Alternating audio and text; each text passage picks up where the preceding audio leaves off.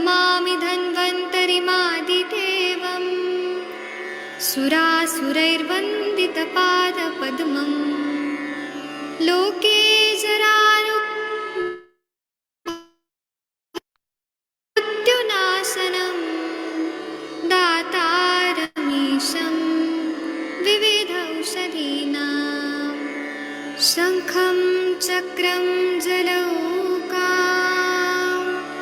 दधतं मृतघटं चारुदोर्भिश्चतुर्भिः सूक्ष्मस्वच्छातिहृद्यं शुकपरिविलसन् मौलिमम्भोजनेत्रम् कालाम्भोदोज्ज्वलाङ्गं चारुपीताम्बराढ्यं वन्दे धन्वन्तरीतं निखिलगदवन् प्रौढदावाग्निलीलं प्रौढदावाग्निलीलं प्रौढदावाग्निलीलम्।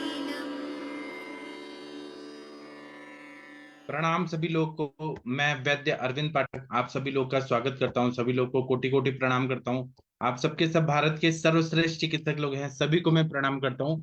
आप सभी में भगवान धन्वंतरी निवास करते हैं, क्योंकि आप लोग चिकित्सक लोग हैं, तो किसी न किसी रूप में आप लोग आधी व्याधि से सभी को मुक्त करते हैं। शारीरिक मानसिक हर तरह की व्याधियों से आप लोग मुक्त करते हैं, तो आप लोगों में धन्वंतरी भगवान का निवास है। मैं सभी लोगों को प्रणाम करता हूँ। और आप लोगों ने पढ़ा होगा कि ज्वर जो है, ज्वर व्याधि सबसे पहले उत्पन्न हुआ था जब शिव जी रुद्र के प्रकोप से तीसरी आंख खुलने के बाद जो उनका कोप हुआ, गुस्से में आए, तो उन्होंने ज्वर उत्पन्न किया। तो उसके लिए मेडिसिन भी बताया गया है। चरक संहिता में तो बोला है लंगनम स्वेदनम कालो युवागो तिक्त को रसः। लेकिन उस टाइम पे रसकल्पों की उनका आविष्कार नहीं हुआ था। मध्यकालीन भारत में रसकल्पों का आविष्कार हुआ, तो त्रिभुवन कीर्ति रस बनाया गया, जो ज्वर को, जो हम लंघन 7 दिन करने के लिए बोला है, उसी को कम करने के लिए त्रिभुवन कीर्ति रस, इसका प्रयोग हम लोग करते हैं। तो त्रिभुवन कीर्ति रस के बारे में आज का विषय है, वो हम लोग पढ़ेंगे। आप सबके सब भारत के सर्वश्रेष्ठ चिकित्सक लोग हैं, सभी लोगों को तो त्रिभुवन कीर्ति रस का प्रयोग मालूम ही है, लेकिन हम एक बार रिवाइज करेंगे। एक मिनट रुक जाइए, स्क्रीन पे आ रहा है, थोड़ा ये हैंग हो रहा है। त्रिभुवन कीर्ति मतलब स्वर्ग लोक, मृत्यु लोक और नरक लोक, सभी जगह जिसका कीर्ति है। क्यों कीर्ति है? क्योंकि इसका इतना अच्छा रिजल्ट है। और किस व्याधि के लिए? तो ज्वर व्याधि के लिए। ज्वर व्याधि कब होता है? हम लोग को मालूम है कि जब जाठराग्नि मंद हो जाता है, स्वेद व स्रोतस अवरुद्ध हो जाता है, और अन्न व स्रोतस में आम संचिति बहुत ज्यादा हो जाती है। तो आम की वजह से सब जगह स्रोतस बंद हो जाता है, तो जाठराग्नि का जो ऊष्मा है वह कोष्ठ से शाखा की तरफ चला जाता है और ज्वर आता है। पसीना आता नहीं है, और स्वेदावरोध होता है, अंगमर्द होता है, और सर्वांग ताप ऐसा होता है। और ज्वर जब भी होता है तो मानसिक ज्वर भी होता है, वैचित्र्य अरतिग्लानि, और शारीरिक ज्वर भी होता है। शरीर इंद्रिय मनस्ताप लक्षणम, शरीर इंद्रिय और मन का ताप होता है। तो इसमें त्रिभुवन कीर्ति रस जो है सबसे श्रेष्ठ है। आप लोग को स्क्रीन पे दिख रहा है त्रिभुवन कीर्ति रस का जो श्लोक है, भेषज रत्नावली में ज्वर रोगाधिकार में बताया है कि हिंगुलम च विषम व्योषम टंकणम मागधी शिफाम संचूर्ण भावे त्रेधा तुरसा आद्रक हेमभि रसस त्रिभुवन कीर्ति गुंजे काद्र रसैन वै विनाशे ज्वरान सर्वान सन्निपाता त्रयोदशः। तो इसमें शुद्ध हिंगुल एक भाग है, फिर इसमें शुद्ध वत्सनाभ एक भाग है, फिर त्रिकटु है, एक एक मतलब शुंठ मरीच पिपली एक एक भाग लेना है। शुद्ध जो टंकन है वो एक भाग, और पिपली मूल जो है एक भाग। सबको समान मात्रा में ले लेना है। कपट क्षण महीन चूर्ण बनाकर, और उसमें तुलसी की भावना, तुलसी स्वरस की भावना देना है, अदरक स्वरस की भावना देना है, और धतूरे के रस की भावना देना है। सुर साद्रक हेम भी, हेम मतलब धतूरा, हेम मतलब स्वर्ण भी होता है, धतूरा को भी ये बोलते हैं, हेम बोलते हैं। तो इनकी 3 3 भावना देना है। त्रेधा सुरस आद्रक हेम भी, 3 3 भावना देनी है। मतलब तुलसी के स्वरस की 3 भावना देनी है, अदरक के स्वरस की 3 भावना देनी है, और धतूरे के रस की 3 भावना देनी है। धतूरा का प्रयोग और वत्सनाभ का प्रयोग क्यों किया गया है? ये एक तरह से विष है। विषारी द्रव्य जो होते हैं वैवाहिक विकासी होते हैं, तुरंत इनका काम होता है और अपने गंतव्य स्थान तक चले जाते हैं और दीपन पाचन कार्य भी करते हैं। और इसमें त्रिकटु डाला हुआ है तो ये बहुत अच्छा आम का पाचन करता है। और इसकी पोटेंसी बढ़ाने के लिए हिंगुल डाला है, या पारा मतलब मरकुरी है वो हिंगुल उसका ही रहता है, तो हिंगुल डाला हुआ है। तो इसको एक एक गोली दिन में 3 बार 2 बार हम लोग लेते हैं अवस्था के हिसाब से। अदरक का रस के साथ ले, जिनका भावना दिया है वही अदरक का रस, तुलसी का रस, धतूरे का रस तो मिलता नहीं है। इसकी अगर हम अनुपान के रूप में दें तो, या बिल्व पत्र के रस के साथ दें तो, या ज्वरग्न कोई भी काढ़ा है जैसे कि ये जो है अमृतारिष्ट है उसके साथ दे सकते हैं। और हम लोग और क्या देते हैं तो महासुदर्शन क्वाथ उसके साथ दे सकते हैं। तो वह जो ज्वरग्न है उसके साथ देते हैं तो यह हर तरह के ज्वर को नष्ट करता है। सन्निपात जो 13 टाइप के जो सन्निपात है उसको ये दूर करता है। तो यह उष्ण वीर्यात्मक ज्वरग्न और ज्वरग्न दवाई है और उष्ण वीर्यात्मक दवाई है। सभी प्रकार के ज्वरों में, विशेषतः वात कफत ज्वरों में इसका प्रयोग करने से बहुत अच्छा फायदा होता है।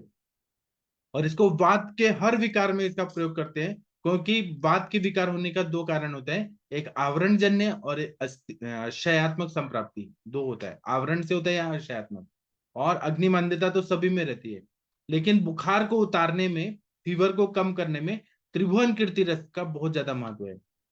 अगर हम लोग non steroidal anti inflammatory drug जैसे कि क्रोसिन देखा, पैरासिटामोल देखा, डोलो देखा, जो भी है वो सब दवाइयां जो हैं, कॉम्बीफ्लेम वगैरह, Brufen, non steroidal anti inflammatory drugs जो है, जो एंटी पायरेटिक है खासकर, तो वो द्रव्य क्या रहते हैं, बुखार को कम कैसे करते हैं कि वासोडाइलेटेशन होता है और पसीना आता है और बस बुखार टेम्परेचर कम हो जाता है।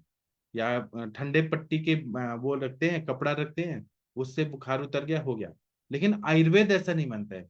आयुर्वेद स्रोत को तो खोलेगा ही, स्वेद जनन वत्सनाभ का प्रयोग किया है, पसीना तो आएगा ही, लेकिन हमें आम का भी पचन करना है। क्योंकि आयुर्वेद ऐसा मानता है कि शरीर में जब उष्मणा अल्प बलत्वेन धातु माध्यम पाचितम, मतलब जब उष्मा के अल्प बल रहता है तो पहला जो आहार रस बन रहा है वो अपाचित रहता है और वही स्त्रोतरोध कर रहा है, और उसी से ज्वर की उत्पत्ति हो रही है। और ये मेन जो है ज्वर व्याधि है वो रसगत है, रसव स्रोतस में दुष्टि होने की वजह से हो रहा है। तो इसीलिए आम का पचन, रस धातुगत या आहार रस जो आम युक्त है, आम दोष युक्त है, उसका पाचन होना जरूरी है। तो वह पाचन होता है तो हमारा ट्रीटमेंट पूर्ण चिकित्सा है। एलोपैथी की चिकित्सा अधूरी चिकित्सा है। क्यों अधूरी है? क्योंकि वो आम का पाचन नहीं करते, अग्नि पे उनका कोई कार्य नहीं होता है। वो नॉर्मली हुआ तो हुआ लंघन कराने से, लेकिन और क्या है कि वो एलोपैथी का जो भी दवाइयाँ खाते हैं तो उसमें कुछ खा के ही मेडिसिन खाना पड़ता है। एलोपैथी की एंटीपायरेटिक जो बुखार की है, तो वो अग्निमंद है, ऊपर से आप बिस्किट खिला रहे हैं या ब्रेड खिला रहे हैं, फिर आप दवाई दे तो और अग्निमंद होगा। बुखार तो उतर जाएगा लेकिन अग्निमंद बहुत बढ़ जाएगा। दूसरा क्या है कि अगर कुछ खा के नहीं दिया तो वो गैस्ट्राइटिस करते हैं, मतलब वो लीवर पे भी उसका प्रभाव पड़ता है, और जो गैस्ट्रम है, पेट स्टमक, उसमें भी उसका इफेक्ट होता है और एसिडिटी वगैरह होती है और साइड इफेक्ट होते हैं। और आजकल, पहले लोग एंटीबायोटिक इतना नहीं लिखते थे, आजकल हर जनरल फिजिशियन है वो कोई भी थोड़ा मौसम चेंज हुआ ना तो एंटीपायरेटिक एक दवाई देंगे और उसमें एंटीबायोटिक देंगे। एंटीबायोटिक भी 4 जनरेशन का है, फर्स्ट पेनिसिलिन का ग्रुप है, फिर ऐसे 2 3। तो फॉरेन कंट्रीज में जो है वो दूसरा और तीसरा जो है ग्रुप उसका ही यूज कर रहे हैं। 4th जनरेशन का जो एंटीबायोटिक है उन्होंने सुरक्षित रखा है कि कभी काम आएगा, क्योंकि क्या है कि जितने भी माइक्रो ऑर्गेनिज्म है ना वो रेजिस्ट हो जाते हैं। जब रेजिस्ट हो जाएंगे तो उसके बाद तो कुछ है ही नहीं, सुपर बग बन गया तो फिर कुछ है ही नहीं। लेकिन इंडिया में क्या हो रहा है कि 4th जनरेशन का धड़ल्ले से एंटीबायोटिक्स, और इतना ज्यादा एंटीबायोटिक्स दिया जा रहा है। आप कोई सर्दी जुकाम के लिए भी जाएंगे ना तो धड़ल्ले से 4th जनरेशन का एंटीबायोटिक दिया जा रहा है, जो कि गलत है। क्योंकि फिर इम्यूनिटी बढ़ जाएगी उनकी, जो माइक्रो ऑर्गेनिज्म है, बैक्टीरिया वायरस वगैरह की, ग्राम पॉजिटिव ग्राम निगेटिव जो ये बैक्टीरिया है उनका अगर इम्यूनिटी, वो फिर सुपर बग बना देंगे, फिर तो कोई एंटीबायोटिक है ही नहीं, फिर तो इंसान जल्दी जल्दी मरने लगेंगे। लेकिन आयुर्वेद जो है, आयुर्वेद का जो कॉन्सेप्ट है, त्रिभुवन कीर्ति रस जो है ना वो स्वेद जनन है, आम का पाचन करता है, बढ़े हुए तापमान को कम करके हृदय और नाड़ी की तेज गति को कम कर देता है, पसीना ला देता है और बुखार को उतार देता है। और पित्त प्रधान प्रकृति वाले को उसको ज्यादा नहीं देना चाहिए, और देना है तो गुलकंद, आंवले का मुरब्बा या दाढ़ी मास्टक चूर्ण, ऐसे कुछ मतलब पित्त शामक द्रव्यों के साथ दे तो वो ज्यादा फायदा करता है। और अत्यंत आवश्यकता है तो हृदय को बल देने वाला और सौम्य प्रवाल पिष्टी के साथ हम पित्त प्रकृति या पित्त ज्वर में दे सकते हैं। अबरक भस्म, माक्षी भस्म के साथ सौम्य दवाइयों के साथ दे सकते हैं। शरीर में संचित विकारों को भी ये निकालता है। आम का पचन, सूक्ष्म रूप से आम का पचन करता है, तो विकारों को भी निकालेगा। नाड़ी की गति को अगर क्षीण है, मतलब पल्स रेट बहुत लो है, तो या ब्रेडिकार्डिया है, तो उसमें हमें ध्यान से इसका प्रयोग करना चाहिए। जहां लो पल्स रेट है वहां पे नहीं देना चाहिए हो सके तो। और दूसरा क्या है कि वत्सनाभ का कभी कभी साइड इफेक्ट हो जाता है, क्योंकि ये उग्र वीर्य औषधि है, तो नाड़ी मंद हो जाती है इसमें, अगर त्रिभुवन कीर्ति रस दे दिया तो इसको शमन करने के लिए ऑलरेडी दवाइयों में वत्सनाभ का प्रभाव को कम करने के लिए हिंगुल डाला हुआ है, त्रिकटु डाला हुआ है, पिपली मूल डाला हुआ है, तो ये बैलेंस रहती है। और जब तुलसी का स्वरस का भावना दिया जाता है 3 बार, तुलसी, अदरक और धतूरे का रस का, तो ये पूरा बैलेंस्ड एक दवाई है कि कभी व्यापत नहीं होता है। लेकिन वत्सनाभ की उग्रता कुछ ना कुछ लोगों में दिख जाती है, तो इसलिए पित्त प्रकृति वालों को ध्यान से हमें देना पड़ता है। इसी तरह से इसको आचार्यों ने रसायन का भी संज्ञा दिया है, क्योंकि ये हृदय और किडनीज और त्वचा पे बहुत अच्छा काम करता है। और स्वेद वाहिनियां जो है, ग्रंथियां जो स्वेट ग्लैंड से जागृत हो जाती हैं और बहुत जल्दी जल्दी पसीना निकालती हैं, वत्सनाभ की वजह से इतना अच्छा फायदा होता है। और हिंगुल जो है वो कैटलिस्ट है, वो उसका वर्क को और ज्यादा बढ़ा देता है। और शरीर में जल भाग की वृद्धि हो जाती है, तो जब पसीना आ रहा है, सब जगह से पानी पानी जो है, आम का पचन हो रहा है, पानी पानी आ रहा है, तो यूरिनेशन भी बहुत अच्छा होने लगता है। तो इसका प्रयोग करते हैं तो रस व स्त्रोतस अच्छा रहता है। रस का कार्य क्या है? प्रीणन कार्य और यापन कार्य। तो इसीलिए वो अगर अच्छा रहेगा, रस अच्छा रहेगा तो आयु बढ़ेगा। इसलिए ये रस धातु पे काम करती है। क्योंकि पहली धातु रस धातु है, ये अच्छी होगी तो फिर अग्नि उसका अच्छा होगा, रस की अग्नि अच्छी होगी तो रक्त की भी होगी। तो रस, रक्त, मांस में दस्ती, मज्जा, शुक्र, उतना तक रस अच्छा से सभी धातुओं का पोषण कर पाएगा। इसीलिए इसको रसायन बोला जाता है। जो नवीन ज्वर होता है, नया ज्वर होता है, तो उसमें त्रिभुवन कीर्ति रस है, उसको लंघन करा के देना चाहिए, क्योंकि आचार्य चरक क्या बोलते हैं? लंघनम स्वेदनम कालो यवागो तिक्तको रसः। तो लंघन करा के आम दोष का पचन हो जाने के बाद इसका प्रयोग करना चाहिए। और जहां पे नाड़ी की गति कम है, या फिर मतलब नाड़ी पता नहीं चल पा रही है, बहुत वीक नाड़ी है, और शरीर कांप रहा है, सिर में दर्द हो रहा है, और सर्दी बहुत ज्यादा हो रही है, और छाती में दुख रहा है, पीठ में दर्द हो रहा है, और दर्द चलने पे ज्यादा महसूस हो रहा है, गर्म खाने की इच्छा हो रही है, मुंह का स्वाद बिगड़ जाता है, सूखी खांसी आ रही है, और कंठ में दर्द हो रहा है, कंठ की ग्रंथि जो है उपजिह्वा, उसका जो टॉन्सिल है, टॉन्सिलाइटिस हो गया है, और बोलने पीने में भी तकलीफ हो रही है, और शरीर के जोड़ों में बहुत ज्यादा दर्द हो रहा है, क्योंकि शरीर के जोड़ों में श्लेषक कफ है, वहां पे अगर दूषित रस जाएगा तो जोड़ों में दर्द होगा। कभी कभी वो आम युक्त रहता है रस, इसलिए आमवात की संप्राप्ति होने का डर रहता है। तो त्रिभुवन कीर्ति रस जो है वो हम आमवात के कंडीशन में भी, और जहाँ पे जोड़ों का दर्द शुरुआत हुआ है या नया ज्वर है वहां पे हम लोग देते हैं तो बहुत अच्छा फायदा होता है। इस तरह से कफ प्रधान ज्वर में ज्वर का वेग कम हो जाता है, शरीर में आलस से आता है, क्योंकि कफ के सिम्टम आ रहे हैं। ज्वर जो है वो मंद मंद आ रहा है, बहुत देर से जा रहा है, और चलने फिरने की इच्छा नहीं हो रही है, नींद बहुत ज्यादा आ रही है, थोड़ी थोड़ी पीड़ा संपूर्ण शरीर में हो रही है, और मुख और कफ से पतला कफ आ रहा है, नाक से और मुंह से पतला कफ आ रहा है, और हाथ पैर में ऐंठन हो रही है, पिंड को द्वेष्टन हो रहा है, गर्दन में दर्द हो रहा है, तो इसका प्रयोग त्रिभुवन कीर्ति रसायन का प्रयोग हम लोग गोदंती भस्म के साथ करते हैं, तो विकृत कफ दूर हो जाता है। और गोदंती इतना बढ़िया है कि कफ के सारे विकारों से उत्पन्न उपद्रवों को ठीक कर देता है। इधर से निमोनाइटिस अगर होता है बच्चों को, तो अभ्रक भस्म, श्रृंग भस्म, चंद्रामृत रस के साथ इसको देने से बहुत अच्छा फायदा होता है। और आंतरिक सन्निपात ज्वर जो रहता है, एंटेरिक फीवर जो रहता है, उसमें पित्त प्रदान होने से इस रस का उपयोग करना है तो हम प्रवाल पिष्टी, जो चंद्रपुटी रहती है, गुडुची सत्व के साथ इसका प्रयोग करते हैं, तो ये पित्त की तीक्ष्णता उष्णता को बहुत जल्दी कम कर देती है। अगर हम वैसा अनुपान चंद्रपुटी जो प्रवाल पिष्टी है उसके साथ देते हैं या गुरुची सत्व के साथ देते हैं तो बहुत अच्छा फायदा होता है।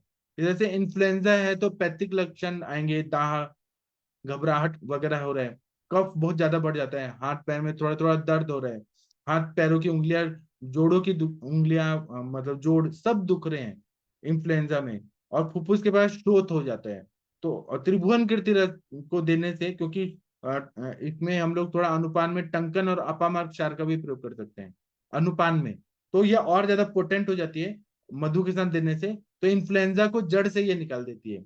उसी तरह से जो स्मॉल पॉक्स होता है, वायरल इन्फेक्शन से होता है स्मॉल पॉक्स, तो उसमें हम लोग क्या करते हैं कि फुंसियां जो रहती है, जो दाने दाने आते हैं स्मॉल पॉक्स में, तो उस जो ब्लिस्टर्स वगैरह आते हैं तो उसमें विषाक्त गैस भरी रहती है और उससे और भी व्याधियां होती है।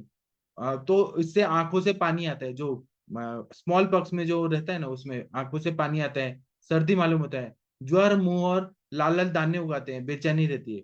तो ऐसे में विषाक्त गैस को अंदर से बाहर निकालने से कफ दोष अपने आप ही शांत हो जाएगा। इसलिए त्रिभुवन कीर्ति रस का प्रयोग दशमूल को आद के साथ करने से बहुत अच्छा फायदा होता है। इसमें जो हिंगुल है, हिंगुल का बहुत अच्छा अपना महत्व है। ये कीटाणु और कफ दोष नाशक है, पतले कफ को गाढ़ा करके शोथ कम करने वाला है।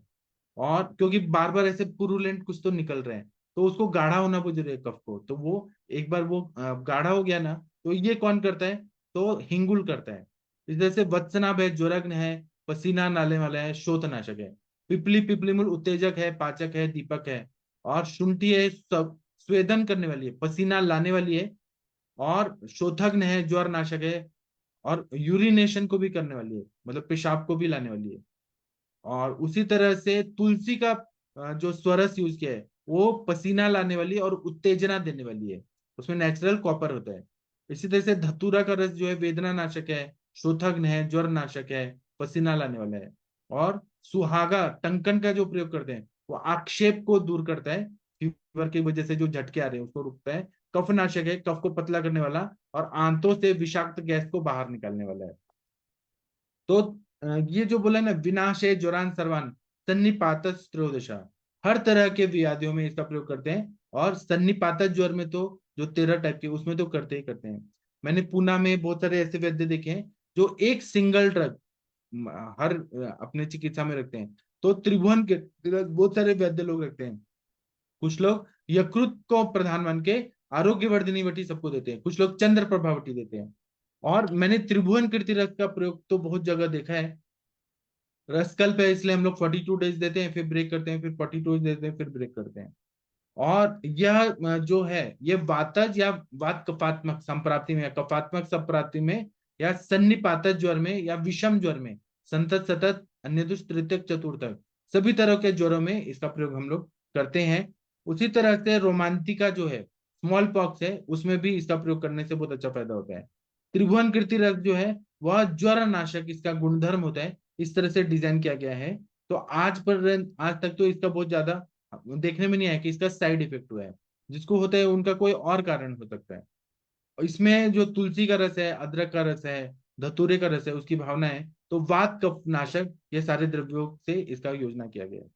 त्रिभुवन कीर्ति रस जो है उसको अत्यंत सावधानी से प्रयोग करना चाहिए। इसका प्रयोग कर रहे हैं तो हमारी दवाइयों से नाड़ी की गति मंद हो गई, तो इसको तुरंत ही स्टॉप कर देना चाहिए।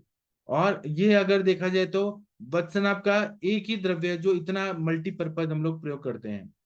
और त्रिभुवन कीर्ति रस अगर पेट में दे तो उसका परिणाम हृदय पे, हृदय केंद्र पे, त्वचा और मूत्रपिंड पे तुरंत पड़ता है। वेग और ज्वर कम हो जाता है क्योंकि रसवस स्रोत इसका मूल स्थान हृदय है।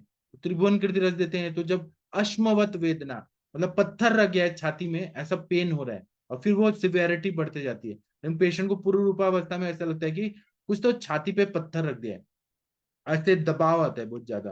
तो त्रिभुवन कीर्ति रस अगर पूर्व रूपावस्था में दे दिया जाए तो बहुत अच्छा फायदा हो जाता है।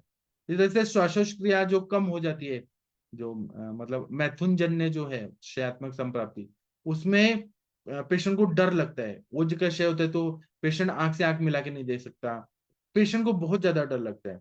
इसी तरह से एक कंडीशन सर्वांग कंप होता है, नाड़ी वेग विषम होती है, और सिर में रुक्षता बढ़ रही है बहुत ज्यादा, झड़पना बहुत ज्यादा आ रहा है, छींके आ रही है, कफ के वजह बात की वजह से अंग पूरा ऐसे अटक जा रहा है, अड़क जा रहा है पूरा। और ठंडा मतलब गर्म पानी पीने की इच्छा होती है। ऐसा पेशेंट हमारे पास रहता है कफ के विकार में, कफत ज्वर में, तो उसमें उसको गर्म पानी पीने की इच्छा होती है। इसी तरह से गले फिर कंधों के उधर से, सिर से, वो थोड़ा थोड़ा कफ या पसीना ज्यादा आने लगता है, रोमांच होने लगता है। और ठंडा पदार्थ जो है वो या गर्म पानी लेने से तकलीफ और बढ़ जाती है। तो त्रिभुवन कीर्ति रस को निरामावस्था में दें तो ज्यादा फायदा करता है, सामावस्था में तो हम लंघन करने के बाद ही देना चाहिए। अभी मैं और बताऊंगा, लेकिन आप लोग कुछ बताइए फिर मैं बताता हूँ। आदरणीय अरविंद सर, आप कुछ बोलना चाहेंगे? डॉक्टर अरविंद सक्सेना सर, आप हैं? सर नेटवर्क प्रॉब्लम हो गया। चलिए, डॉक्टर हरिहर सर, आपने त्रिभुवन कीर्ति रस दिया है कभी? Doctor Harihar sir, Shashi madam, Tribhuvan Kirti Ras दिया है आपने कभी? जी सर, गुड इवनिंग सर। है सर, मैंने तो त्रिभुवन कीर्ति बहुत दिया है। और सबसे बड़ी बात है कि मुझे त्रिभुवन कीर्ति के बहुत अच्छे रिजल्ट आए। मतलब जितने लोग को मैंने दिया है उसमें कह सकते हो कि पैरास्टामोल से ज्यादा बढ़िया काम किया। अभी कुछ दिन पहले की बात है, हफ्ता 10 दिन पहले मेरे बेटे को फीवर हो गया, 102 था। तो मैंने उसको तुरंत 2 टैबलेट दिया त्रिभुवन कीर्ति। और मुझे याद है उसके बाद मुझे 1-2 डोज इसलिए चलानी पड़ी कि थोड़ा सा सस्टेन रहे। अदरवाइज सिंगल डोज में ही रिजल्ट आ गया था। पसीना वसीना हुआ और चीजें ठीक हो गई।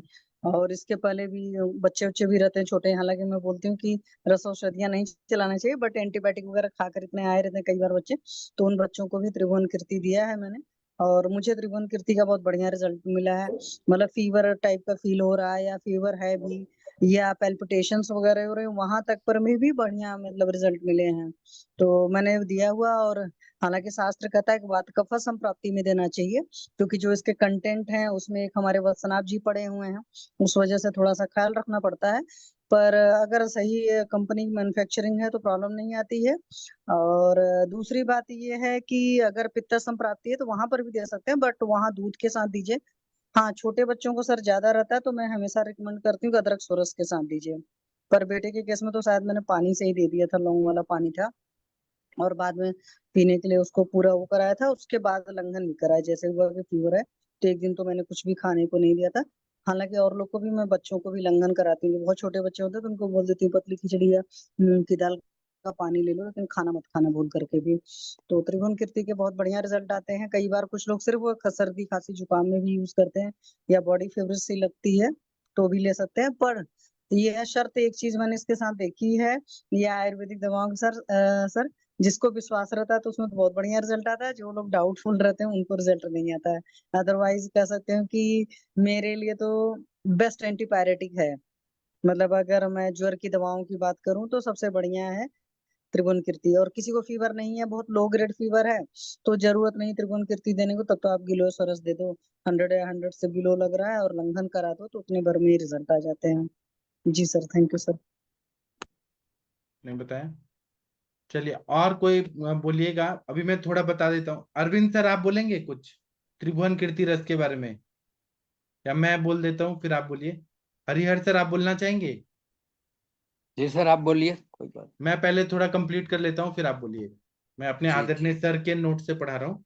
जब ज्वर का वेग बहुत ज्यादा तीव्र होता है तब भी इसका प्रयोग कर सकते हैं, जब मंद होता है तब भी दे सकते हैं। पूरे बॉडी में जड़पना आ रहा है, अंग मर्द हो रहा है, बहुत ज्यादा ना, ये हाथ पैर हिलाने में तकलीफ हो रही है, इरिटेशन हो रहा है, आलसी पना लग रहा है, पेट गुब्बारे की तरह आधमान हो गया है, पेट में ऐसा लगता है पेट टाइट हो गया है, कभी कभी जड़ हो गया है या भरा हुआ लग रहा है, पूरे बॉडी में भी जड़पना आ गया है, ऐसे कंडीशन में, या बहुत नींद आ रही है, पूरा शरीर जो है वो पीड़ाओं से युक्त रहता है, अंग मर्द जो रहता है वैसा होता है पूरे बॉडी।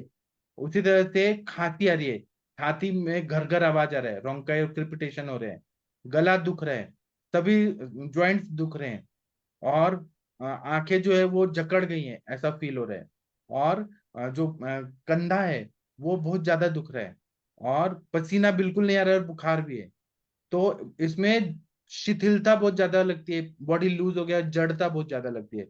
ऐसे में त्रिभुवन कीर्ति रस की योजना कर, अदरक के रस के साथ और मधु के साथ करने से ये सारे प्रॉब्लम सॉल्व हो जाते हैं। विषम ज्वर में संतत ज्वर, सतत ज्वर जो है, इसमें हम लोग प्रयोग करते हैं त्रिभुवन कीर्ति रस को। और संतत ज्वर जो है वो रस धातुगत ज्वर है, अल्प दोष चले जाते हैं, पूरा रसगत नहीं है, थोड़े दोष जाते हैं। तो इसमें 24 घंटे फीवर आता है, अगर कोई दवाई न दिया जाए तो 24 घंटे आते हैं। सतत ज्वर है वो रक्तगत ज्वर है, उसमें क्या होता है कि एक बार दिन में कभी तो आएगा, एक बार रात को आएगा, और कभी भी आएगा जाएगा। विषम ज्वर है इसलिए कभी भी आएगा जाएगा, एक दिन में आता है एक बार उसका वेग, और रात को आता है। और जो अन्य ज्वर है वो 24 घंटे में एक बार आता है। उसके बाद में तृतीयक ज्वर जो है वो आ जाएगा, एक दिन नहीं आएगा, परसों आएगा, मतलब एक दिन का ब्रेक लेता है। और चतुर्थक ज्वर जो है वो एक दिन आएगा, 2 दिन नहीं आएगा, तीसरे दिन आएगा। इधर से विपर्य बताएं, चतुर्थक विपर्य मतलब 2 दिन आएगा फिर 2 दिन नहीं आएगा। और तृतीयक विपर्य बोला है कि 2 दिन नहीं आएगा, बीच में एक दिन आ जाएगा। ऐसे अलग अलग ज्वर होते हैं। विषम ज्वर जो बोलते हैं उनका वेग भी कभी भी होता है, कभी भी। ज्यादातर जो विषम ज्वर होते हैं वात के टाइम पे ज्यादा आते हैं, जैसा पथ्य इस तरह से पथ्य नहीं पाला तो अन्य ज्वर है, तृतीयक ज्वर है, चतुर्थक ज्वर है, इसमें महाज्वरांकुश रस ज्यादा काम करता है। मतलब मांस धातुगत, मेदु धातुगत और अस्थि मज्जा धातुगत जो है उसमें, उस ज्वर में महाज्वरांकुश रस ज्यादा फायदा करता है। लेकिन संतत ज्वर और सतत ज्वर मतलब कंटिन्यू आने वाला ज्वर 24 घंटे और दिन में 2 बार आने वाला ज्वर, रक्तगत ज्वर, उसमें सतत ज्वर, तो उसमें ये त्रिभुवन कीर्ति रस ज्यादा अच्छा फायदा करता है। कहीं ना कहीं रस की दुष्टि रहती है, तो रस की अग्नि को अच्छा करना है, रक्त की अग्नि को अच्छा करना है, इसलिए इसका प्रयोग करने से बहुत अच्छा फायदा होता है। इस तरह से पूरे बॉडी में पेन हो रहा है, पेशेंट कभी कभी इररिलेवेंट टॉकिंग करता है, प्रलाप करता है, और बेशुद्ध अनकॉन्शियस हो जाता है, और नाड़ी देखा तो बहुत ज्यादा फड़क रही है ऐसा फील होता है। ऐसे सब में और पानी पीने से प्यास तो कम हो जाती है लेकिन तृप्ति नहीं मिलती है। ऐसे विषम ज्वर के कंडीशन में त्रिभुवन कीर्ति रस का प्रयोग तुलसी के रस के साथ और मधु के साथ करें, या तुलसी के काढ़ा के साथ करें, तो बहुत अच्छा फायदा करता है। ये रस का प्रयोग जो है, त्रिभुवन कीर्ति रस का प्रयोग श्लेष्मक ज्वर, श्वसनक सन्निपात्रक ज्वर और कोरोना वायरस के उसमें, कोरोना कोविड-19 में इसका प्रयोग करके बहुत अच्छा रिजल्ट है। जिसको भी फीवर नहीं उतर रहा था, हमारे आयुर्वेद की दवाइयों से, आप अरविंद सर बताएंगे, उसमें बहुत अच्छा फायदा हुआ था। इसी तरह से कभी कभी ज्यादा अगर दे दिया पित्त प्रकृति वालों को, तो इसका साइड इफेक्ट भी होता है, उनको बहुत बर्निंग होने लगता है, जल होने लगती है, तो उसको उनको ध्यान से देना चाहिए। आंतरिक सन्निपात जो रहता है, एंटेरिक फीवर, उसमें नाड़ी तीव्र रहती है और बहुत ज्यादा ऐसे शार्प लगती है, तो ऐसे में त्रिभुवन कीर्ति रस, प्रवाल और सीतोपल आदि चूर्ण देने से बहुत अच्छा फायदा होता है।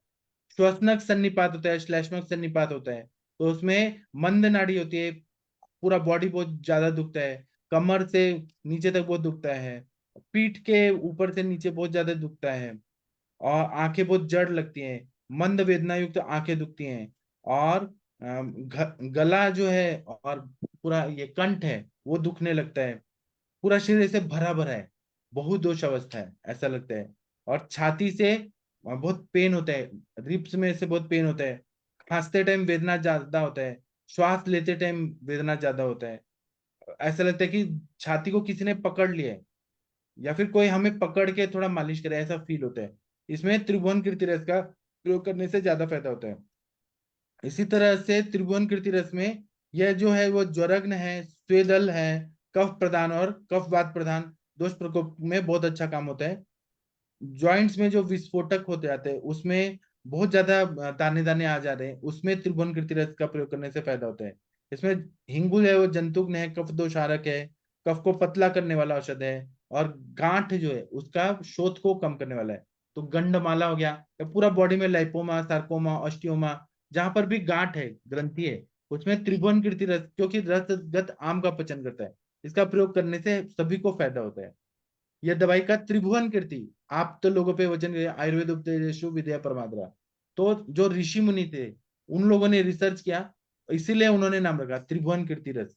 इसी तरह से इसमें पिपली मूल, पिपली तो ये उत्तेजक है, पाचक है और दीपक है।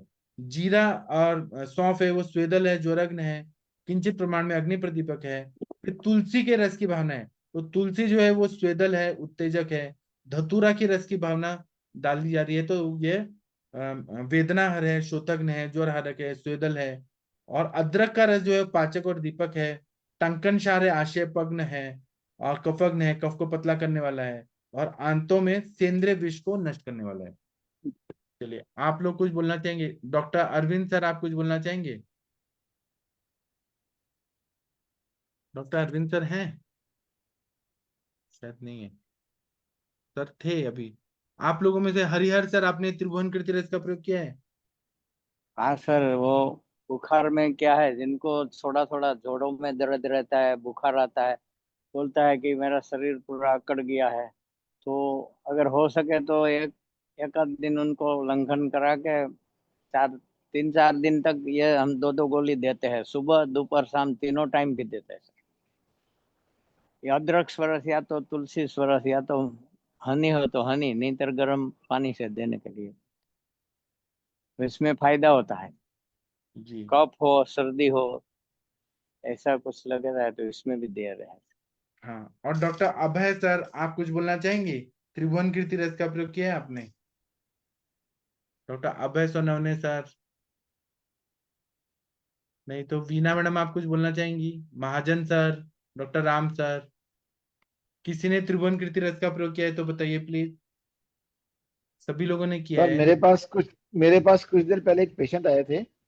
हाँ उनका जुकाम और मतलब जैसे बुखार ठीक नहीं हो रहा था। अंग्रेजी दवाइयाँ काफी खा रहे थे। जी। तो आप जैसे महापुरुषों के मतलब आज्ञा अनुसार मैंने त्रिभुवन कीर्ति रस और लक्ष्मी विलास रस और स्वर्ण बसंत मालती रस दिया सर उनको 5 दिन में। और दूसरे दिन ही उनका बुखार उतर गया। हम्म, सही बताया आपने सर। चलिए, डॉक्टर अरविंद सक्सेना सर, आप कुछ बोलना चाहेंगे त्रिभुवन कीर्ति रस पे? Doctor Arvind sir? प्रणाम सर। हाँ, गंगवार सर बोलिए सर। हाँ सर, मैंने बहुत मतलब जो शुगर के पेशेंट आते हैं तो उनमें तो फ्रीक्वेंटली मैं यूज़ करता हूँ सर त्रिभुवन कीर्ति रस का। और विशेष रूप से जब मौसम चेंज होता है इस समय पेशेंट को ठंडा बहुत ज़्यादा पानी पी लिया है और छींकें आ रही हैं पेशेंट को, तो त्रिभुवन कीर्ति रस को दूध से रस के साथ दो तो बहुत अच्छा फ़ायदा होता है सर, और फटाफट फीवर उतारता है। कभी कभी बहुत हाई ग्रेड फीवर में सर ये नहीं उतार पाता फीवर, जो मैंने देखा अभी प्रैक्टिस में। या तो क्वालिटी अच्छी नहीं है या नहीं कह सकता सर मैं, जो भी है सर। इससे क्या कहते हैं, जैसे मैंने अभी एक पेशेंट का सर बमन कराया था और उस पेशेंट की आज कंप्लेंट आ रही है कि क्या कहते हैं उससे बहुत ही ज़्यादा सर्दी जुकाम हो रहा है और छींकें आ रही हैं, तो क्या उसमें दे सकते हैं त्रिभुवन की दिक्कत से? हाँ सर, दे सकते हैं। क्योंकि अ, संसर्जन कम चल रहा है सर इस समय। तो अगर अग्नि बढ़ाना है तो दे सकते हैं। दे सकते हैं सर। दूसरा क्या है ना कि हमारे सर ये बताते हैं कि मुंबई में सर प्रैक्टिस करते थे, अभी भी करते हैं, तो वहां पे स्वेदन देना जरूरी है वमन के लिए। तो वो क्या करते हैं कि या फिर कहीं स्वेदन नहीं हो पा रहे तो त्रिभुवन कीर्ति रस दे दें तो पसीना आ जाता है। तो हरिहर सर, आप स्वेदन जब देना चाहते हैं घृतपान के टाइम पे, त्रिभुवन कीर्ति रस दे जी दीजिए। उससे बुखार उतर जाए, मतलब पसीना आ जाएगा, वो स्वेदन हो जाएगा वमन के पहले। और दूसरा क्या है कि त्रिभुवन कीर्ति रस जो है ना, ये इतनी अच्छी दवाई है, इतनी अच्छी दवाई है, ये रसगत आम का पाचन कर देती है। इसको अदरक के रस, तुलसी के रस के साथ देने से बहुत अच्छा फायदा होता है। हाँ। डॉक्टर अरविंद सक्सेना सर कुछ बोलना चाह रहे हैं? सक्सेना सर चले गए। अब सर जो उनका बमन के नेटवर्क। बाद सर जो बमन के बाद पेशेंट को जो छींके वींके आ रही हैं, कोल्ड हो गया है, तो सर ये क्या कहते हैं, तो कोई ये बमन का कॉम्प्लिकेशन है या कि सीजनल चेंजेस जो है उसके हैं? उनका पूरा हेतु और लक्षण अच्छे से बताइए ना सर। सर हेतु क्या, उसमें पेशेंट को बहुत ही ज़्यादा क्या कहते हैं अम्ल पित्त था, मतलब जो है ऊर्ध्व अम्ल पित्त था पहले। तो मैंने बाकायदा पूरा उसका 7 दिन का दीपन पाचन किया था, 7 दिन घृतपान दिया था सर उसे, उसे महातीर्थ घृत से। और उसके बाद 8 बेग भी आए हैं बमन के सर। और सर ये था, जब जब मैंने स्नेह शोधन कर रहा था तब पेशेंट को पहले दिन ही उसे वॉमिटिंग आने लगी थी सर। तो वो घर पे 2-3 बार उल्टी करके आता था। जिस दिन मैंने उसे बमन दिया उस दिन जैसे ही मैंने मदन फल पिपली का जो कल्प दिया, और उसके बाद सबसे पहले उसका पीला पीला निकला सर, और उसके बाद कब निकला, पर लास्ट में भी पीला पीला निकला सर, पीतांत बमन जो हुआ कब के साथ थोड़ा सा। जी। ये है सर। और न गौरी जोशी मैडम बोल रही हैं फेसबुक पे कि मम्स पे, टॉन्सिलाइटिस में ये ड्रग ऑफ चॉइस है। और वात कफत संप्राप्ति शोथ में बहुत ज्यादा उपयोगी है। आम बात में भी इसका बहुत ज्यादा उपयोग रहता है। आम बात के हर पेशेंट को हम त्रिभुवन कीर्ति रस देते हैं। हाँ, और न क्या होता है, दो चीजें बताना है। जहाँ पे स्वेदन करना जरूरी है और स्वेदन के लिए टाइम नहीं है, स्पेस नहीं है, वहां पे त्रिभुवन कीर्ति रस दे सकते हैं। दूसरा है, मानसिक ज्वर जब रहता है, वो स्ट्रेस रहता है, डिप्रेशन, एंग्जाइटी, गुस्सा आ रहा है बहुत ज्यादा, तो वो मानसिक ज्वर है। जब बहुत ज्यादा जो विकार रहते हैं मन में रज और तम की वजह से, तो त्रिभुवन कीर्ति रस दे दिया तो उसको ये ठीक कर देता है। इस टॉपिक पे शशि मैडम कुछ बोलना चाहेंगी? मानसिक ज्वर। हाँ, बीना मैडम बोलिए। सब आयुर्वेद वैद्य लोग त्रिभुवन कीर्ति के बिना प्रैक्टिस ही नहीं कर सकते, सब यूज करते हैं। इससे भी ज्यादा ये काउंटर सेल की दवा है। जिनको आयुर्वेद के बारे में कुछ मालूम नहीं, उनके घर में भी त्रिभुवन कीर्ति रहती ही है। बाकी कुछ नहीं यूज किया, सूर्यशेखर त्रिभुवन कीर्ति ये काउंटर सेल की दवा है, ऐसा मेरा मत है। क्योंकि सामान्य लोग भी त्रिभुवन कीर्ति लेते हैं, जैसे कि आज पैरासिटामोल लेते हैं, क्रोसिन क्रोसिन बोल के लेते हैं, उसी तरह त्रिभुवन कीर्ति लोग लेते हैं। मेरी एक पेशेंट है, तो मैंने उसको त्रिभुवन कीर्ति दे दी। सच तो वो कफज पेशेंट है, उसकी प्रकृति कफ की है, मगर उसको कभी भी त्रिभुवन कीर्ति दे दी तो उसके धड़कन छाती में बहुत बढ़ती है। तो मैं उसको जब त्रिभुवन कीर्ति दे दी तो मैं प्रबाल पिष्टी और अमृता सत्व उसके साथ देती हूँ, तो उसकी धड़कन नहीं होती। योग रत्नाकर सन्निपात ज्वर में अधिकार में त्रिभुवन कीर्ति ड्रग आया है। आपने सभी बोल दिया है, शुद्ध हिंगुल है, वत्सनाभ है, त्रिकटु है, पिपली मूल, टंकण है उसमें, और तुलसी अदरक और धतूरे की उसको भावना है। कफज और वातज कफज जो प्रायः कफज ज्वर में हम ज्यादा यूज करते हैं। तो और एक कि अभी जो गौरी जी आप बोल रहे थे, तो सच है ये कि वायरल फीवर में या वायरल डिसीज में, जैसे कि चिकन पॉक्स है या कोविड के टाइम भी वहां पे भी रिजल्ट दे रही थी त्रिभुवन कीर्ति। तो इसी प्रकार वायरल फीवर में अच्छा रिजल्ट आता है इसका। आपने तो बोल दिया कि रसपाचक है, रस का अग्नि बढ़ाती है, आम कम करती है, और बहुत अच्छे त्रिभुवन कीर्ति रिजल्ट मिलते आपका हैं। पेशेंट है आपके। हाँ, Arvind Saxena sir, Harihar sir mute हाँ रखिए। सर नमस्कार। हाँ, प्रणाम सर।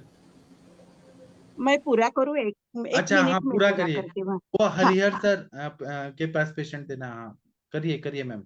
मैं ये चिकनगुनिया नहीं, चिकन पॉक्स में मैं देती हूँ महासुदर्शन काढ़ा, और कभी कभी चिरायता के काढ़े के साथ भी देती हूँ।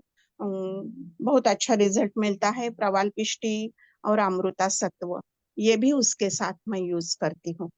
Okay, thank you. और न डेंगू और चिकनगुनिया में हम लोग इसको हाँ, बेल दुर्वा तुलसी के स्वरस के साथ देते हैं। यस। बहुत अच्छा फायदा होता है।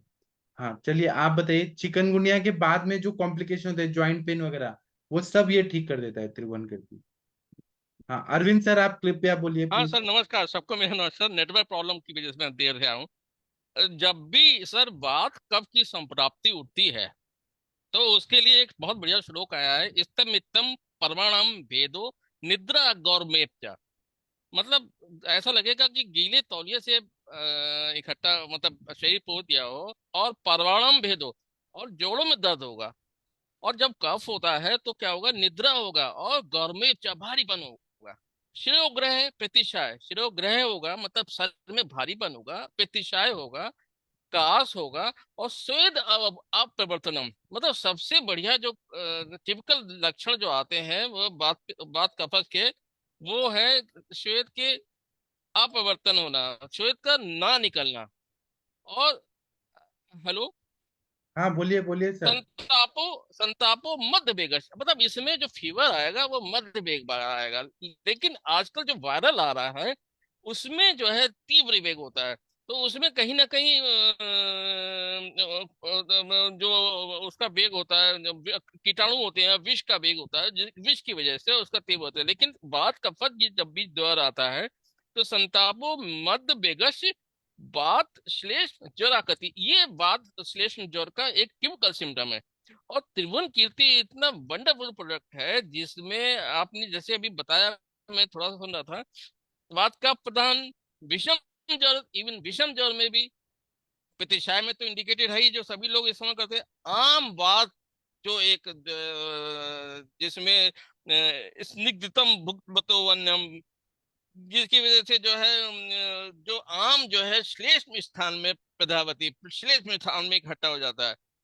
तो उसके लिए आम बात की जो ज्वरावस्था या आम बात में भी अगर आपको सिम्टम आ रहे हैं मल्टीपल जॉइंट में, तो उसमें श्लीपत की स्लीप फाइलेरियसिस में, जहां कफ की संप्राप्ति में जो शिराओं में और स्नायुओं में कफ जमना शुरू हो जाता है, जिसकी वजह से सूजन आनी शुरू हो जाती है, उसमें दुष्ट पीनस जब प्रतिशय जीर्ण होके पीनस में कन्वर्ट हो जाता है तो वो श्लेष्म में गाढ़ा हो जाता है। इसीलिए जो जो श्लेष्म जब गाढ़ा हो जाएगा तो अविपाक होगा, अरुचि होगी, छर्दी होगी, नॉजिटिक फीलिंग होगी, अग्नि मंद हो जाती है।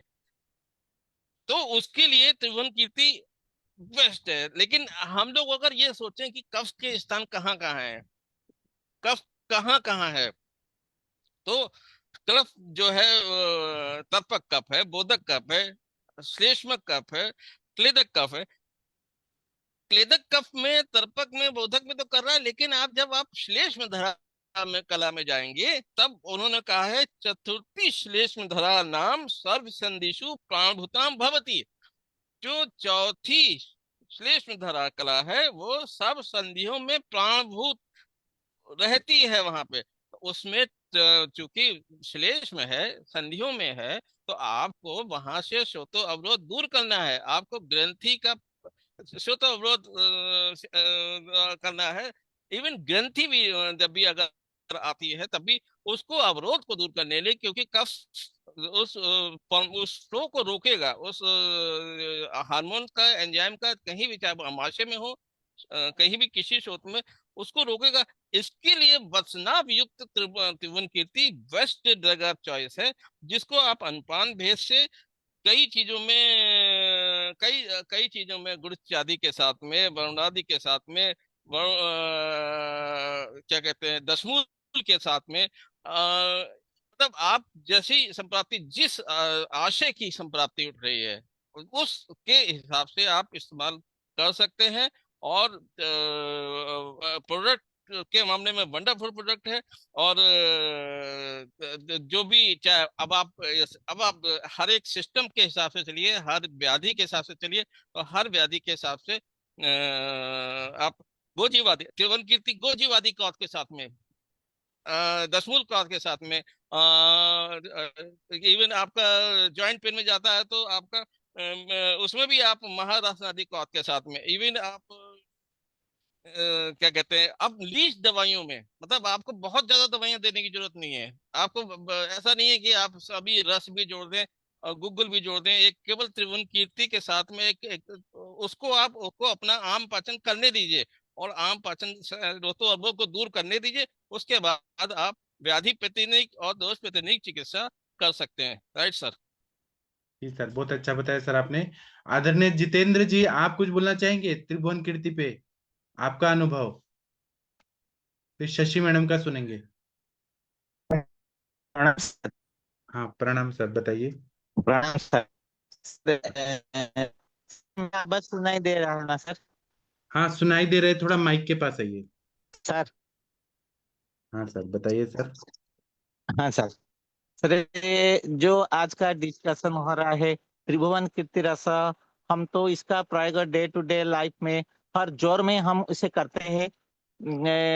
जो आपने बताया कि ये सीधा जो श्वेतवह ग्रंथियां है हमारा शरीर में, उसको वो जाकर स्टिमुलेट करता है, तो श्वेत बहकर जोर को कम कर देता है। जोर का जो संप्राप्ति में जो बताया गया है कि मिथ्या आहार विहारभ्यां दोषा आमाश्रयाश्रया बहि निरस्य कोष्ठाग्नि जोरोदासुरसानुगा, ये आम को अच्छी तरह पचन करता है और वो रसवा स्रोतस को ठीक करता है। तो ज्वर का उत्तर बहुत सहायक होता है, जो विभिन्न का भिन्न है। जब भी जो लोग हमने देखा है कि जब बरसात की मौसम में जब भी किसको फ्लू लगता है तो इसको लक्ष्मी विलास रस के साथ देने से अदरक रस और हनी के साथ बहुत बढ़िया फायदा मिलता है।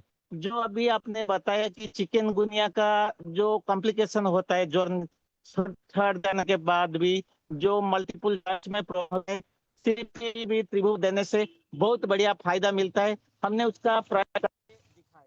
ये सर बहुत बढ़िया मेडिसिन है और उसका प्रयोग डेट में हम करते हैं, विशेषकर रसव स्रोतस और आम का पाचन करके वो ज्वर को शांत करता है, जो कि इस दवाई का इस तरह प्रयोग होता है, जो कि जो आपने भी बताया था कि जो कि non steroidal anti inflammatory drugs या एंटीपायरेटिक्स ड्रग्स लेते हैं, जो बुखार, पैरासीटामोल जैसे, इबुप्रोफेन जैसे, इसका कोई जरूरत तो जब जो त्रिभुवन कीर्ति लगाना उसका कोई जरूरत भी नहीं पड़ेगा।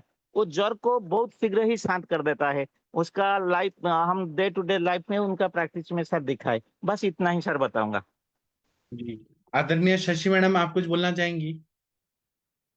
शशि मैडम अगर आप फ्री हैं तो बोलिए कुछ।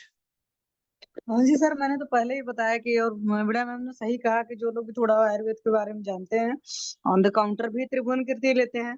पर मैं जैसे हमेशा अपने सेशन में भी बोलती हूँ कि कभी आयुर्वेद की दवा भी अपने मन से मत लीजिए, क्योंकि सेल्फ मेडिकेशन वाकई खतरनाक होता है। और हो सकता है कुछ पेशेंट्स को जिनमें पित्त ज्यादा संप्राप्ति होते हैं, कुछ बहुत कह सकते हैं हीन सत्व के मरीज होते हैं, उनमें कोई भी दवा लेने पर अलग टाइप का, क्योंकि उनका माइंडसेट वैसा होता है कि मुझे फायदा करेगी कि नहीं करेगी, तो उनके अंदर हो सकता है उस दवा को लेने के बाद उन्हें कुछ तकलीफ हो। क्योंकि कई बार मैंने ऐसे पेशेंट्स भी देखे हैं जिनको पित्त शामक औषधियां देने के बावजूद उनको पित्त के ही सारे साइन सिम्टम आते हैं। तो इस तरह के भी मरीज हो सकते हैं, मतलब जिसका जैसा पाला पड़ जाए जिस तरीके से। हालांकि त्रिभुवन कीर्ति तो अपने आप में ही बेस्ट है। तो सर इससे ज्यादा इसके बारे में और क्या कहें, हर जगह मैंने तो फीवर की संप्राप्ति और वैसी संप्राप्ति में ज्यादा यूज किया। आज आपने कुछ चीजें और बताई हैं तो मैं कुछ और जगह भी इसको दे करके देखूंगी सर। जैसे बहुत सारे लोग इसको आम पाचन के लिए भी अच्छे से यूज करते हैं, क्योंकि रस व स्रोतस से संबंधित हमारा ज्वर होता है। और जैसे जमदग्नि सर कहते हैं, और नॉर्मली भी क्या होता है कि लीवर बॉडी में सारी चीजें काम करता है, 80% वर्क करता है, ये इस तरीके से भी कंसेप्ट रखते हैं। तो वहां पर भी त्रिभुवन कीर्ति को दिया जा सकता है। पर वही है कि कभी भी मेरा मानना है 5 या 7 दिन से ऊपर अधिक न चलाएं और लंघन कर लें, तो और बार बार मेडिसिन चेंज कर लें। क्योंकि अभी आपका सेशन बहुत सारे लोग ऐसे सुन रहे होंगे फेसबुक पर जो कि नॉन मेडिको होंगे, और वो अपने मन से उठा करके खाना शुरू कर देंगे। तो प्लीज वो काम ना करें। फायदे हैं आपको पता है, लेकिन हाँ जब उस औषधि को आपका चिकित्सक आपको बोल रहा है तब आप खाइए उस विश्वास के साथ, वाकई रिजल्ट आएंगे। जी सर, थैंक यू सर। मुझे तो एक बात का हंसी आता है, लोग मेरा वीडियो देख के और मुझे ज्ञान देने लगते हैं। जो नॉन मेडिकल लोग होते हैं ना, बोलते हैं आपने वो बोला था, आपने वो बोला था, आप ऐसा बोलिए वैसा बोलिए। मेरा वीडियो देख के मुझे ही दे ऐसे। और वो भी नॉन मेडिकल लोग, उनको स्रोतस मालूम नहीं है, कुछ भी मालूम नहीं है, लेकिन वो ज्ञान बांटते फिर रहे हैं। चलिए कोई बात नहीं, ऐसा होता है। अभय सर आप कुछ बोलना चाहेंगे? हरिहर सर कुछ बोलना चाहेंगे? राम सर, विकास जी कुछ बोलना चाहेंगे? महाजन सर? नहीं। तो आप लोग त्रिभुवन कीर्ति रस का प्रयोग करिए और अलग अलग अनुपानों से अलग अलग स्रोतसों की व्याधियों में करिए, और हमें भी अगले सेशन में बताइएगा। तो अभी मैं सेशन बंद करता हूँ। थैंक यू, प्रणाम। अब हम रात को 9 बजे मिलेंगे। सभी को धन्यवाद।